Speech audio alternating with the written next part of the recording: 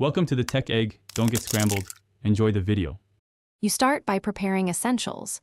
Verify your Daraz Seller Center account and link payment details so there are no launch delays. Once done, pick 1 to 3 SKUs that already convert and make sure titles, images, price, and stock are optimized because ads push buyers to listings. Next, you create a campaign. Choose traffic or conversions as the objective, upload creatives, and pick a daily budget.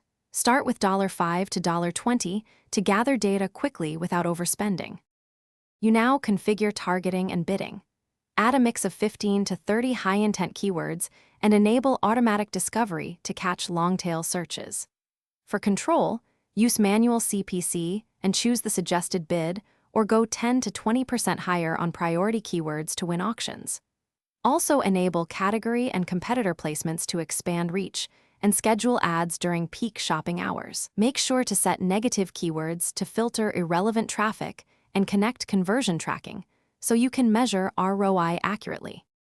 You launch and then monitor closely. Focus on the first 72 hours for CTR, CPC, and conversion rate signals because early trends guide quick moves.